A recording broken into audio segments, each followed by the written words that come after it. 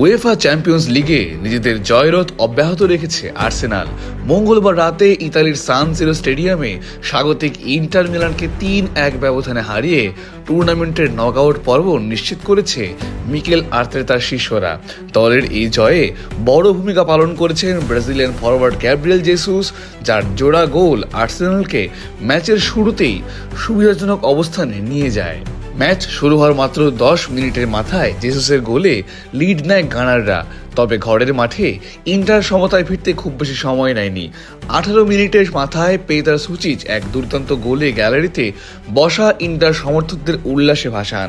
সমতায় ফেরার পর ম্যাচটি বেশ প্রতিদ্বন্দ্বিতাপূর্ণ হয়ে উঠলেও ৩১ মিনিটে জেসুস নিজের দ্বিতীয় গোলটি করে দলকে আবারও ২-১ ব্যবধানে এগিয়ে দেন।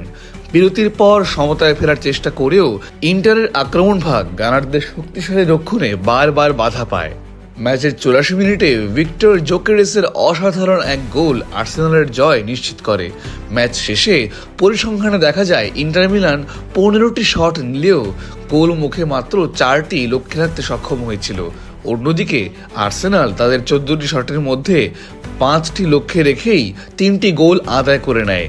51% বল দখলে রেখেও ফিনিশিংয়ের অভাবে ইন্টারকে হার মেনে নিতে হয়েছে। এই জয়ের ফলে ৭ ম্যাচে ৭টি জয় নিয়ে ২১ পয়েন্ট নিয়ে টেবিলের শীর্ষে অবস্থান করছে আর্সেনাল। অন্যদিকে ৭ ম্যাচে ১২ পয়েন্ট নিয়ে ইন্টার মিলান টেবিলের ৯ম স্থানে নেমে গেছে।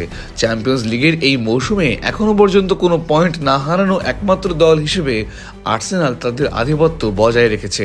গ্যাব্রিয়েল জেসুসের ফর্মে ফেরা এবং দলের সামগ্রিক পারফরমেন্স নিয়ে উচ্ছ্বাস প্রকাশ করেছেন কোচ আর্তেতা।